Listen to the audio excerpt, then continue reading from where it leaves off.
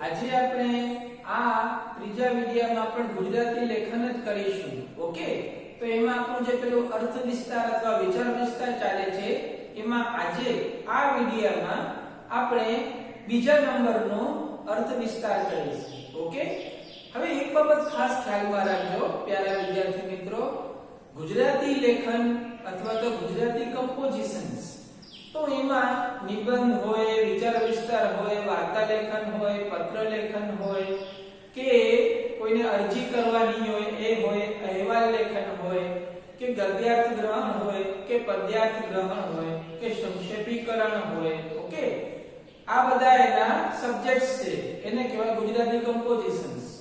તો આમાં હું તમને જે વિડિયો દ્વારા અત્યારે સમજાવું છું આ બધા અર્થ વિસ્તાર કે નિબંધ કે કંઈ પણ, ઓકે, ગુજરાતી કમ્પોઝિશન્સ નું કોઈ પણ હોય પોઈન્ટ, તો એ જ પરીક્ષામાં આવશે એવું નહીં સમજવાનું.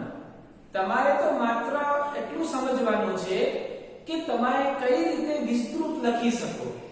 તમને કોઈ પણ નિબંધ, કોઈ પણ વિચાર વિસ્તાર અથવા કોઈ પણ પત્ર લેખન કે કોઈ પણ અહેવાલ લેખન, એટલે કે ઇંગ્લિશમાં તમે કહો છો રિપોર્ટ રાઇટિંગ, એ તમને પૂછાય તો એ તમે લખી શકો. એની સ્ટાઇલ કઈ, એની શૈલી કઈ, હાઉ ટુ રાઇટ, એ તમે સમજી શકો. એ માટે હું તમને આ બધા એક્ઝામ્પલ્સ આપું છું. પણ આ બધા એક્ઝામ્પલ્સ જે અત્યારે હું તમને સમજાવી રહ્યો છું એને એ જ આવશે એવું નહીં સમજવાનું, એવી ભૂલ નહીં કરવાની, નહીં તો પછી આપણે ફસાઈ જઈએ. ઓકે, આપણે એટલું સમજવાનું છે કે કઈ રીતે આપણે લખવાનું. ઓકે, આ બાબત જરૂરી છે. તો હવે આપણે આ બીજો જે વિચાર વિસ્તાર છે એ આપણે લઈએ છીએ એઝ એ એક્ઝામ્પલ. ઓકે, તો બીજો, ઊંચી નીચી ફર્યા કરે જીવનની ઘટમાળ, ભરતી તેની ઓટ છે, ઓટ પછી જુવાર.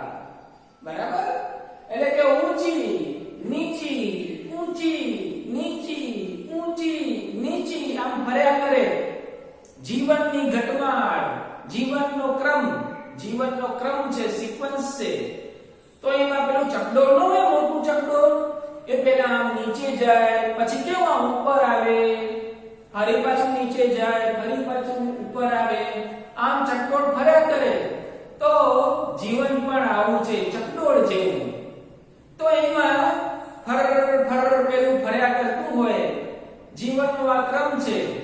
તો અહીં એ અર્થમાં કહે છે કે ઊંચું જાય, નીચું જાય, જીવનનો આ ક્રમ છે. ભરતી તેની ઓટ છે, ભરતી એટલે કે સમુદ્રમાં, સાગરમાં, ઇન ધ સી, દરિયામાં ભરતી આવે છે. બરાબર, તો એ ભરતી પણ આવે, મતલબ કે મોજાઓ આગળ આવી જાય, કિનારાની આગળ આવી જાય, કિનારાને જાણે આમ ક્રોસ કરતા હોય, એને ઓવરકમ કરતા હોય એવું લાગે. તો પછી ઓટ એટલે પાણી પાછું જતું રહે. તો આ રીતે જુવાળ આવે, જુવાળ એટલે ભરપૂર પૂર પણ આવે, ફ્લડ પણ આવે, અને પછી પાછું એ પાણી ઓસરી જાય, એ પાણી પાછું જતું રહે. થોડી વાર તો અહીંયા પાણી આવી જાય. જ્યારે ભરતી આવે સમુદ્રમાં, તમે સમુદ્રના કિનારે ગયા હશો તો તમને ખ્યાલ હશે. અને પછી એનો ટાઈમ થઈ જાય, એનો સમય આવે ત્યારે પાછી એની ઓટ પણ થઈ જાય, એટલે પાછું પાણી દૂર જતું રહે. તો આપણું જીવન પણ આવું છે. ઓકે, આ બીજા વિચાર વિસ્તારનો સાર છે. હા, તો એમાં શાબ્દિક અર્થ જોઈએ. જીવનમાં સુખ દુઃખની ઘટમાળ આવે. હવે એકચ્યુઅલી કઈ પાણીનું કઈ ભરતી કે ઓટ નથી આવતી, બરાબર છે, પણ મનુષ્ય જીવનમાં સુખ દુઃખની ભરતી આવે છે. સુખ આવે તો ભરતી અને દુઃખ આવે તો ઓટ. આ ક્રમ એકની પાછળ બીજું, બીજા પાછળ ત્રીજું આમ ચાલ્યા કરતું હોય. કોઈ મનુષ્ય એનાથી બચી શકતો નથી. પછી સામાન્ય વ્યક્તિ હોય, કોમન મેન, કે કોઈ મોટી વ્યક્તિ હોય, ગ્રેટ પર્સન. બરાબર, દરેક વ્યક્તિના જીવનમાં આવું ચાલ્યા કરતું હોય. સમુદ્રમાં પણ ભરતી અને ઓટ આવ્યા કરે છે. તો ધીસ ઇઝ નેચરલ સિક્વન્સ. પછી એ સમુદ્ર હોય કે આપણા જે જીવ હોય, બરાબર, મનુષ્ય કે પ્રાણી, પક્ષી, નાના નાના જીવડા બધાના જીવનમાં આવે. સજીવ કે નિર્જીવ પદાર્થ બધાનો આરંભ હોય સારી બેટર કન્ડિશનમાં હોય તો એ પછી એકદમ ડલ કન્ડિશનમાં ખરાબ પરિસ્થિતિમાં આવી શકે. આ થઈ શાબ્દિક સમજૂતી. હવે આની વિસ્તૃત સમજૂતી એ આપણે બીજા પેરેગ્રાફમાં લેવાની. ઓકે, આ પહેલા પેરેગ્રાફમાં આટલું લેવાનું, બીજા પેરેગ્રાફમાં હવે હું આ શાબ્દિક સમજૂતી જે છે એ એટલે કે વિસ્તૃત સમજૂતી એ સમજાવું છું. તો એનો પહેલો પોઈન્ટ, માનવ જીવન સુખ દુઃખથી સભર. સુખ દુઃખથી સભર એટલે ભરેલું. મનુષ્ય નો આ સૃષ્ટિમાં જન્મ થયો, મનુષ્ય અવતાર રૂપે જ્યારે પ્રથમ મનુષ્ય અહીંયા અવતર્યો, એણે પણ જીવનમાં અનેક સુખ અને અનેક દુઃખ ભોગવ્યા. સુખને ભોગવ્યા તો દુઃખને સહન કર્યા. ચાલ્યા જ કરે છે, એનો કોઈ અંત નથી, દુઃખનો કોઈ અંત નથી. કોઈ વ્યક્તિ એમ કહે કે મારા જીવનમાં હે પ્રભુ હંમેશા સુખ જ રહે, શાંતિ જ રહે. આપણે મંદિરમાં જઈએ તો ભગવાન પાસે આ રીતની પ્રાર્થના કરીએ છીએ ને, કરીએ છીએ, પણ એ શક્ય નથી. ભગવાન પણ જ્યારે મનુષ્ય અવતાર ધારણ કરીને પૃથ્વી ઉપર આવ્યા, પછી શ્રી કૃષ્ણ હોય કે શ્રી રામ હોય કે ઈશુ હોય કે પછી આપણા જૈનના બધા તીર્થંકરો જે છે, મહાવીર છે, ભગવાન બુદ્ધ, બરાબર, તો આ બધા પણ જે ગ્રેટ પર્સનાલિટી કહેવાય, મહાન વ્યક્તિઓ જે ભગવાન હતા અને મનુષ્ય અવતાર ધારણ કરીને આ પૃથ્વી ઉપર આવ્યા, તો એમના જીવનમાં અનેક દુઃખ આવ્યા. એવું નતું કે એને બધી લીલા લહેર હતી, મોજ મજા હતી, એવું નતું. એના જીવનમાં એ દુઃખ આવ્યા અને દુઃખને એને શાંતિથી સહન કર્યા.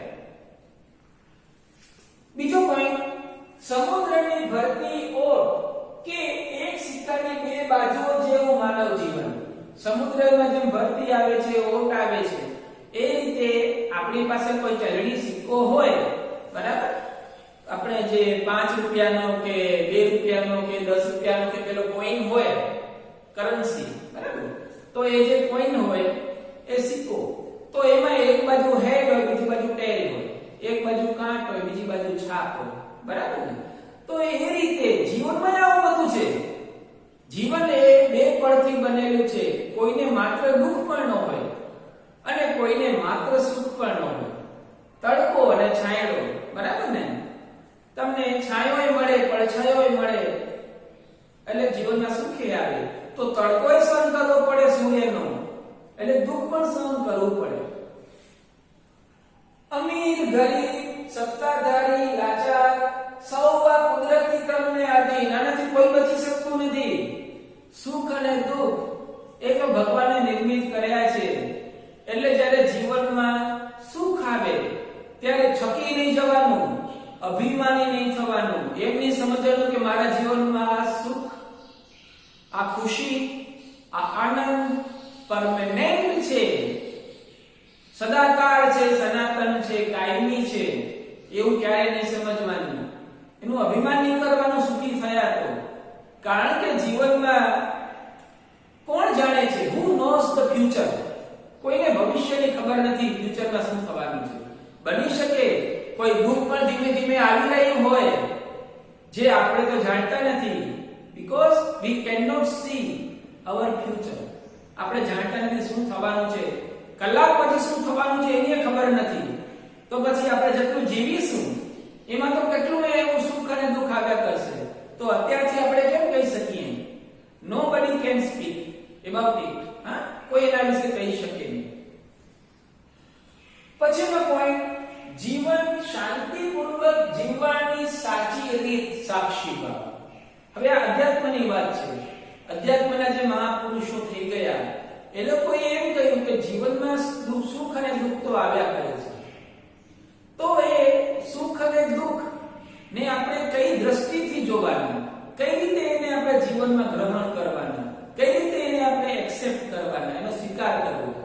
તો સાક્ષી ભાવ રાખીને તમે જ્યારે થિયેટરમાં કોઈ પિક્ચર હોલમાં જઈને પિક્ચર જુઓ છો, ખુરશી પર બેસીને, અને પડદા ઉપર પેલી પિક્ચર આવે છે, બરાબર, તમને જે મનગમતી પિક્ચર જોવા તમે ગયા હો ફિલ્મ જોવા, તો એમાં પડદા ઉપર બધા દ્રશ્યો આવે છે, એમાં બધા ડાયલોગ્સ હોય ને મ્યુઝિક હોય ને બરાબર ડાન્સ હોય બધું હોય, મારામારી હોય એ બધું હોય, તો તમે એમાં ઇન્ક્લુડ થઈ જતા નથી, તમે એમાં સામેલ થઈ જતા નથી, તમે મારામારી કરવા લાગતા નથી, તમે ગીત ગાવા લાગતા નથી, તમે તો એક જ બાજુ રહો છો, એક દ્રષ્ટા બની રહો છો, એક દર્શક મતલબ તમે દર્શક બનીને ઓડિયન્સ બનીને બધું જુઓ છો, તમારા જીવન સાથેનો ડાયરેક્ટ કોઈ ટચ નથી. એ જ રીતે તમારા જીવનમાં પણ જ્યારે પણ દુઃખ આવે કે સુખ આવે તો એને તમે એક પ્રેક્ષક તરીકે, એક જાણે ઓડિયન્સ ના તરીકે હોને તમે પિક્ચર જોતા હો એ રીતે તમારે બધું જોવાનું. કોઈની મનમાં અસર ન થવી જોઈએ. સુખ આવે તો મનમાં એની કોઈ અભિમાન આવવું જોઈએ નહીં, અને દુઃખ આવે તો પણ તૂટી પડવું નહીં, નિરાશ નહીં થવાનું, હતાશ નહીં થવાનું. સમજી લેવાનું કે જીવનમાં આ બધું ચાલ્યા કરતું હોય.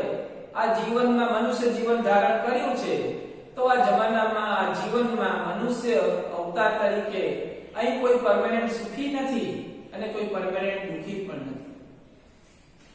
પછીનું છેલ્લો પોઈન્ટ, મહાન વ્યક્તિઓના જીવન ઇતિહાસ પણ દુઃખથી ગ્રસિત. જે મહાન વ્યક્તિઓ થઈ ગઈ, પછી આપણા ભારત દેશની હોય કે દુનિયાના કોઈ પણ દેશની હોય, બરાબર, બધાના જીવનમાં દુઃખ આવ્યું. પેલા રામને આપણે જેને પરમાત્મા ગણીએ છીએ, બરાબર, તો એ પરમાત્મા રામ, શ્રી રામ, એના જીવનમાં દુઃખ આવ્યું તો 14 વર્ષનો વનવાસ સહન કરવો પડ્યો.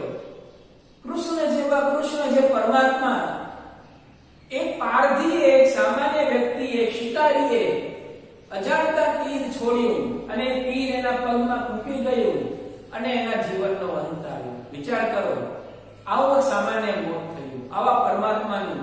તો એનો મતલબ એવો થયો કે મનુષ્ય અવતાર ધારણ કરીને કોઈ પરમાત્માની અવતરે આ ધરતી પર, તો એને પણ મુશ્કેલીઓનો, વિડંબણાનો, વિભીષિકાઓનો સામનો કરવો જ પડે. એનાથી કોઈ આ વિપતથી બચી શકે નહીં.